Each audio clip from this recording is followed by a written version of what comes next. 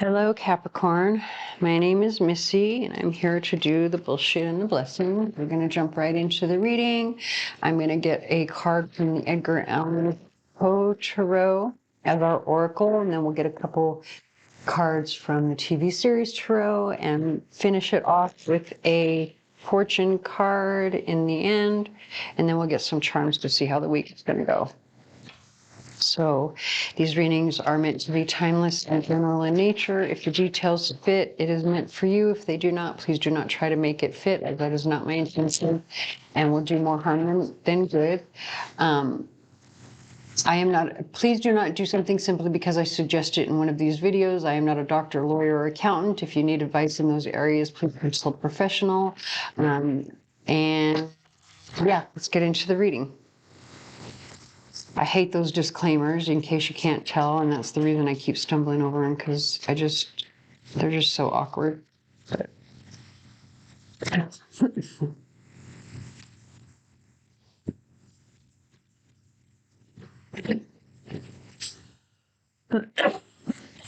Excuse me.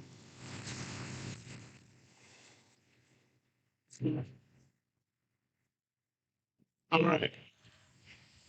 Okay, so we've got the Two of Quills, which is basically the Two of Swords. And as you can see, she's holding those quills right in front of her eyes. She's trying to avoid looking at something or paying attention to something. She does not want to see it. Blocking. So it says, believe nothing you hear and only half of what you see. Interesting.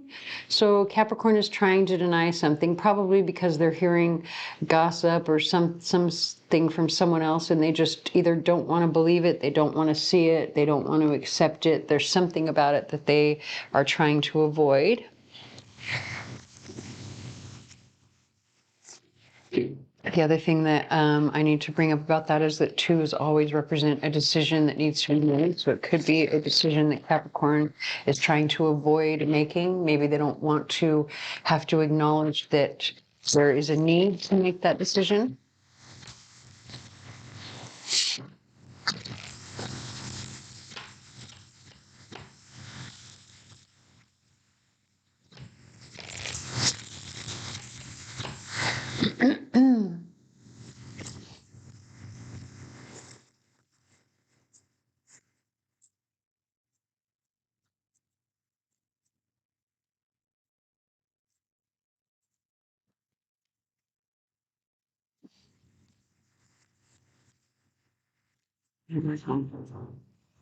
Oh, we've got the Tower. So whatever this decision is that you're avoiding, you're going to have to make it, or it's going to be made for you, obviously. As you can see, he's falling. He is falling from a very, high-rise building, which means that is not a good thing at all. That is not a good thing. I feel like we need to shuffle the deck again to get some more cards. So whatever this decision is, you're going to need to make it on your own, obviously.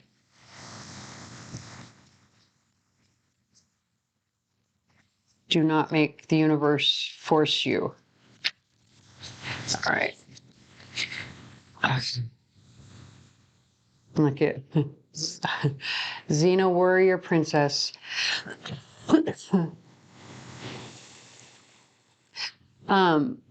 Okay, look at this. So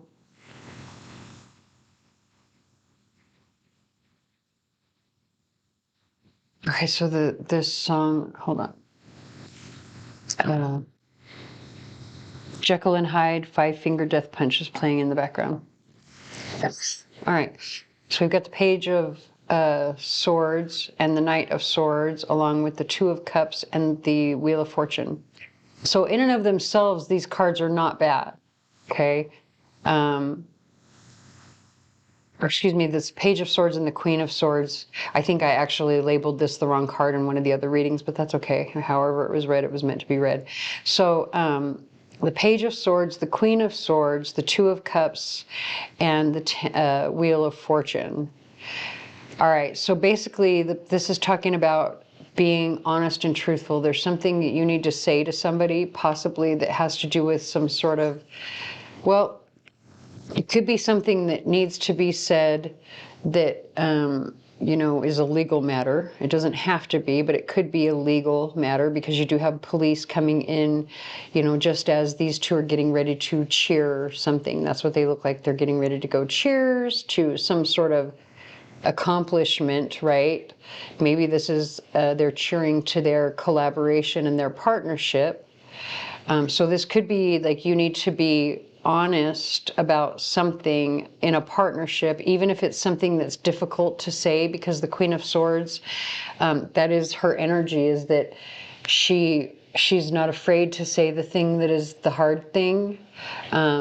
And she's not doing it because she wants to hurt anyone else. She's saying what needs to be said because she knows that it's the best thing or the right thing. It's what is the healthiest thing. And so that brings about the Wheel of Fortune. So the Wheel of Fortune typically is a very positive card, right? But in this particular deck, I always see this Wheel of Fortune as kind of scary. I mean, this is Game of Thrones, and this is, where the White Walker King slaughters, a good portion of the, I can't remember what they were called, but anybody who watches Game of Thrones knows what I'm talking about. But anyway, I apologize for shaking the camera. Anyway, as you can see, this is, body parts that have been used to create this wheel here. So this is a very bloody fate, a very gruesome fate, a very gruesome fortune, a very gruesome turning of events. Very difficult, but in other words, it must be said. It's something that has to be said. I don't know. So take that however it resonates.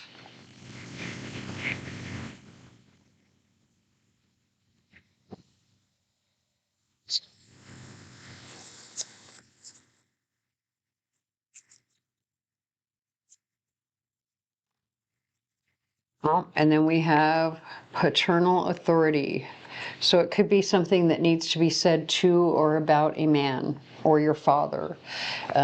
Something like that. All right, so let's get some charms. And I do have to say, because we have the word authority here, and then we've got the police here, I don't know. I feel like maybe this is something that needs to be said to an authority figure, about an authority figure, about a man.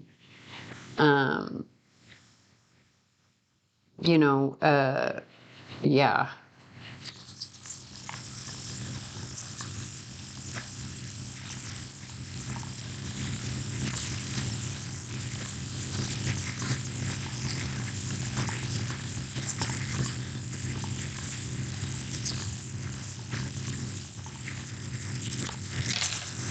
Okay. So we have the tank on Sunday. So there could be, well, the tank was upside down. So maybe, the fighting stops on Sunday, or there's, it's time to put the weapons down on Sunday. The war is over, basically. There's nothing happening on Monday. So we've got the rune of birth. Something is being born on Tuesday, but it could be expensive, right? Because we do have the $50 bill upside down. So this is like an expense. It will cost you something for this to be born, but then you've got the angel of peace. So whatever this new thing is that's going to be birthed or born on Tuesday, it may cost you some of your peace. It may cost you a little bit of peace of mind, as we've already seen from this here. That may be the expense that you have to pay in order to bring something about, is that you have to, whatever it is, it's going to be at the expense of your peace. Interesting that we have Neptune on Wednesday. So Neptune is typically a planet that, the energy of Neptune is confusing. It's like wearing a set of rose-colored glasses, right? It's naive energy.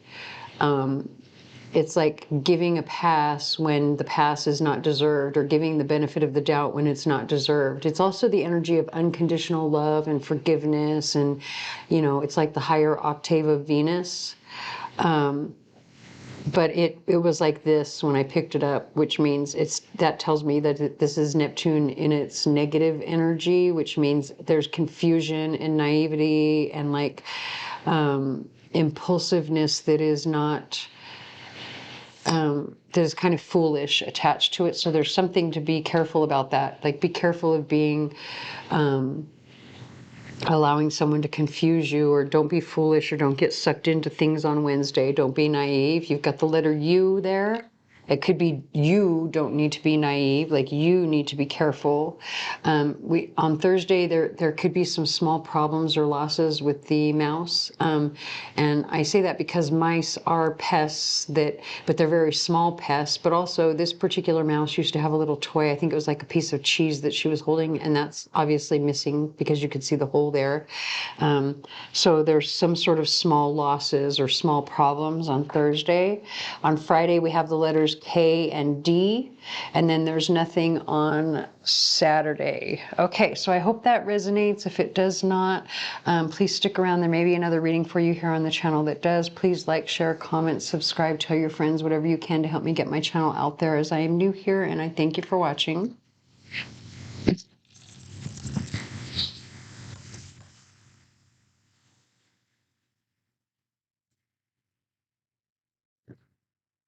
And by the way, Capricorn, the song Heartache Tonight by Eagles is playing in the background.